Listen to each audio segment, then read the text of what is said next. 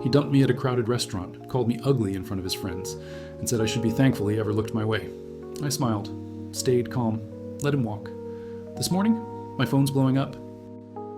He dumped me at a crowded restaurant, called me ugly in front of his friends, and said I should be thankful someone like him even looked my way. He laughed, walked out, and left me alone at the table with the bill. I didn't scream. I didn't chase after him. I just sat there, smiled, and waited. This morning, I woke up to 13 missed calls. Let me be clear, this wasn't some dramatic one-night disaster. This wasn't our first fight. This wasn't even our worst. This was just the final drop in a relationship that had been cracking for months, maybe even from the start. But back then, I couldn't see it. Or maybe I didn't want to. I'm 27, I have a decent job in marketing, a small circle of real friends, and an apartment I pay for myself. I'm not flashy, I don't need much. But I've always been the safe girl, the one guys vent to, the one they say is so understanding, the one who gets asked out when they're tired of dating hot disasters. I'm the fallback girl, the one who's good enough for now, but never quite enough for forever. That's how it started with Matt. He wasn't my type, not really. Too loud, too charming, too into himself. But he was persistent, and honestly, I was tired of being alone. He complimented me, brought me coffee at work, showed up when he said he would. For a while, I thought maybe this was what it looked like when someone actually tried. I ignored the first few red flags. How he'd comment on other girls' bodies right in front of me. She's not even that hot, but you gotta admit, her body's insane. Or how he'd tell stories where he was always the victim, always misunderstood, always surrounded by crazy exes. I told myself he just needed time, that I could be the exception. But things slowly shifted. His compliments stopped. The teasing got meaner. He'd make little comments. Maybe don't wear that, it makes your face look rounder.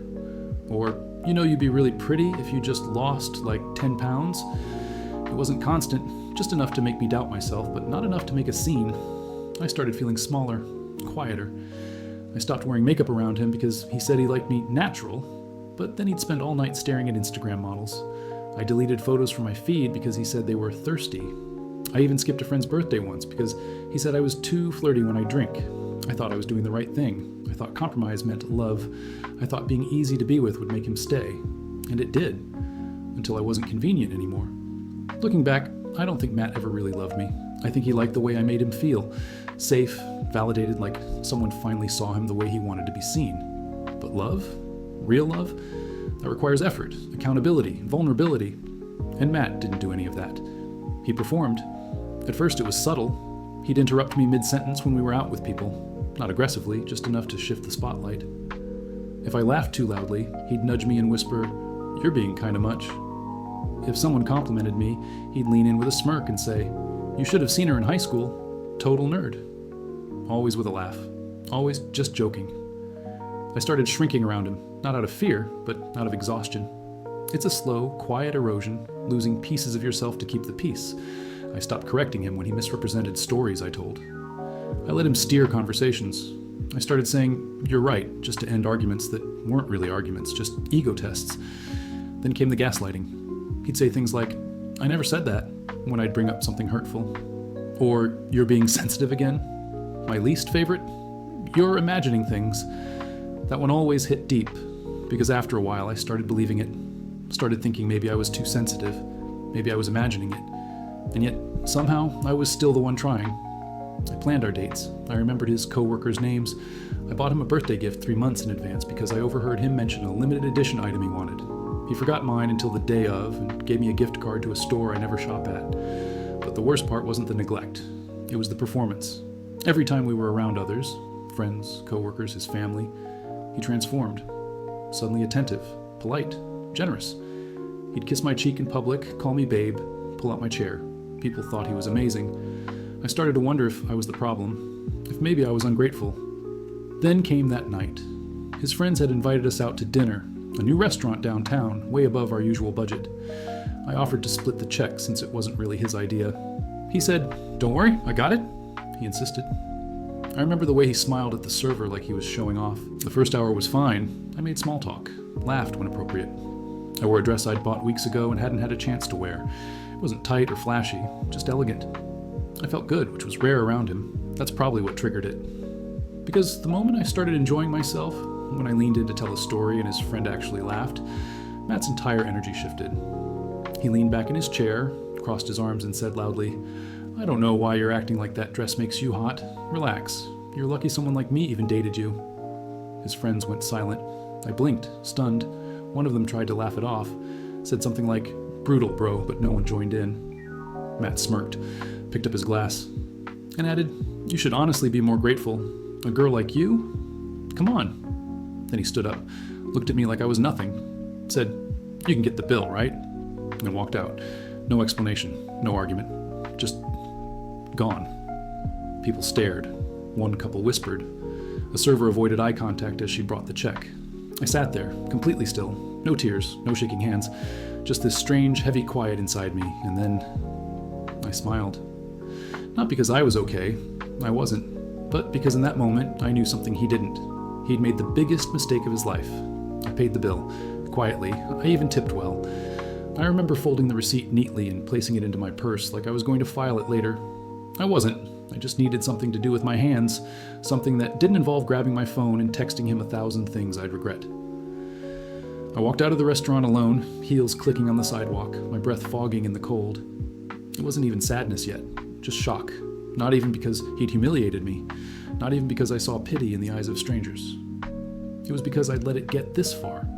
This was never about dinner. It was about every time I let him rewrite reality, every time I let him turn small cuts into jokes, every time I chose silence instead of confrontation. I kept thinking that if I was easy enough to love, I'd finally get the kind of love I deserved. But in trying to be easy, I became invisible. I went home that night, didn't cry. Not out of strength. I just didn't have the energy. I sat on the edge of my bed, dress bunched around my thighs, makeup still on, and stared at the floor for what felt like hours. And then, something strange happened. I laughed. Just once. Sharp and short. Because the absurdity finally hit me. I spent months tiptoeing around a man who could publicly humiliate me and call it honesty. I'd swallowed my self-worth in teaspoons, afraid that speaking up would make me too much. When in reality, I was never even enough for him to respect. I didn't block his number, not right away. I wanted to see what he'd do. I wanted to see if, behind the ego and cruelty, there was even a flicker of decency left. At 1:32 a.m. the first text came. "You seriously embarrassed me tonight." Then at 1:45, "You made it weird with my friends. You always do this." I didn't reply. At 2:03 a.m., "Are you happy now?" Then silence until the morning. 13 missed calls, 2 voicemails. One from him, slurred, angry, something about me being dramatic and proving his point. The other from his friend, quieter, slower. "Hey, I don't know what that was last night. That wasn't okay. Just wanted to say sorry. You didn't deserve that."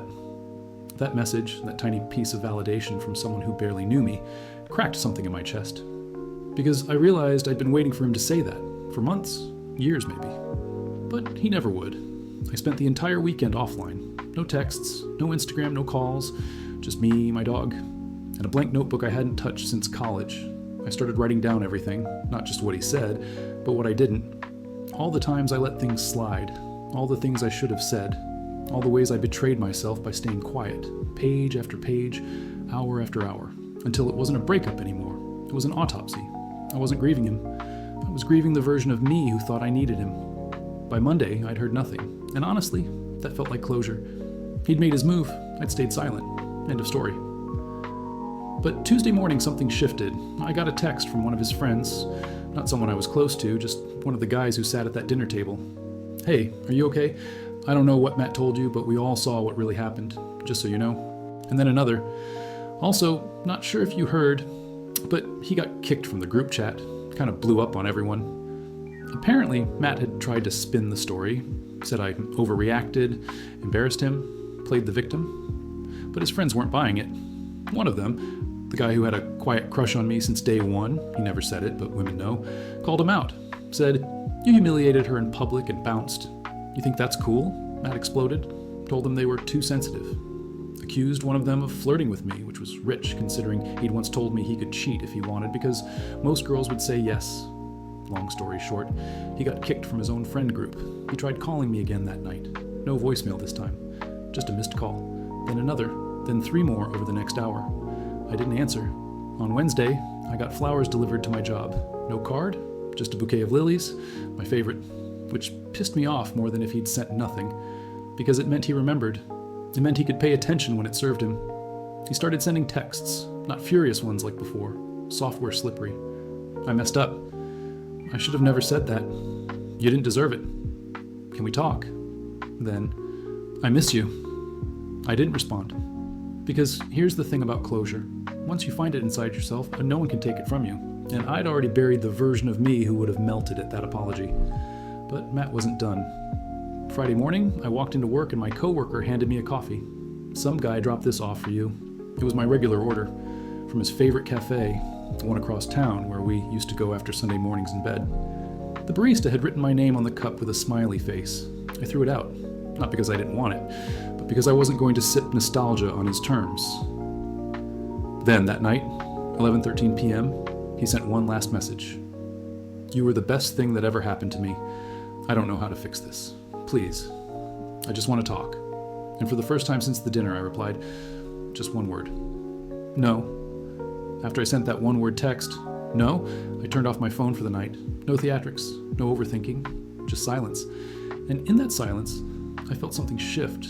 I'd spent so long waiting for him to see me, to really see me, that I never asked what would happen if he finally did. And it was too late, but it was. Because by the time Matt realized what he'd lost, I'd already become someone he couldn't reach anymore. I started living. Not like the new hair, new me kind of living, but quietly, purposefully. I booked a weekend away. Just me in a lake cabin with no service. I started therapy. I finally said no at work without explaining myself. I called friends I'd pulled away from, apologized, reconnected. One of them, Lexi, told me, it's like you're waking up from something. She was right. I didn't go online and bash Matt, didn't subtweet, didn't post a breakup glow-up montage. I just erased him, softly, efficiently. I untagged myself, archived the pictures, donated the sweatshirt he always forgot to take home. Cleaned him out of my life the way you clean out expired food, no rage, no drama, just done. And somehow, that hurt him more than anything I could have said. Because while he kept trying to reappear, liking old photos, sending memes, messaging me from a backup account when I finally blocked him, I never gave him a reaction. And men like Matt, they feed on reaction. They don't know what to do with silence. A few weeks later, I bumped into one of his friends, the one who had sent me that you didn't deserve that text. We ended up talking for a while. Not about Matt, about work, life, random stuff. It was easy, comfortable. At the end of the conversation, he hesitated and said, just so you know, everyone saw through it. What he did, nobody thought it was cool. It didn't fix anything, but it helped. Not because I needed people to pick sides, but because I finally realized I hadn't imagined it. I wasn't too sensitive. I wasn't being dramatic. I had been mistreated, repeatedly. And when I finally stood up, not with a scream, but with a quiet refusal, the world didn't end. It opened. Healing isn't loud. It doesn't happen all at once or arrive with fireworks. It's slow, awkward. Sometimes you don't even notice it's happening until one day you wake up and realize you haven't thought about him in a while. About 2 months after the breakup, I was invited to a small get-together. Just a few people from Matt's old friend group. They'd kept in touch with me, told me I was welcome anytime. I hesitated at first, not because I was scared. I just didn't want to feel like a ghost haunting his former life. But I went. It was casual. Backyard lights, pizza boxes, drinks, and mismatched glasses. I wore jeans and a sweater, didn't try too hard. And for the first time in what felt like forever, I laughed without watching my own body language. I didn't feel self-conscious or careful. I felt normal. That night, the guy who'd always quietly had my back, we'll call him Ryan, offered to walk me to my car. It wasn't romantic, not yet. Just kind, gentle, the kind of attention that didn't demand anything in return. We stood by my car for 10 minutes talking about nothing. Then he smiled and said, "Hey, I'm going to say this now so I don't chicken out later. If you ever feel like going for coffee sometime, no pressure, but I'd like that." I didn't answer right away. I just smiled and said, "Maybe." And I meant it. The next week, we did go for coffee, then again the week after. We didn't label anything, didn't rush. It was easy, comfortable. And in that ease, I realized how tense I used to be, how hard I used to work just to keep someone's affection. And with Ryan, I didn't have to. Then came the night everything boiled over. Same group, another casual hangout, this time at someone's apartment. Drinks, old music, card games. I was sitting on the couch, Ryan next to me. We weren't all over each other, just close enough. Someone had made a dumb joke and I laughed without covering my mouth, something Matt used to mock. Ryan laughed too and leaned his shoulder into mine for a second. That's when the door opened, and Matt walked in. Apparently, someone had posted a story and forgot to block him. He showed up uninvited, high alert, no greeting. Just a quiet, awkward shift in the air. He walked into the room like he still owned it, scanned the crowd, saw me, saw Ryan. He froze. I looked up and didn't flinch, didn't shift away from Ryan, didn't give him the power of a reaction, but I could feel his energy sharpen like a blade held behind a smile. He didn't say hi, he just blurted, "Wow, that was fast."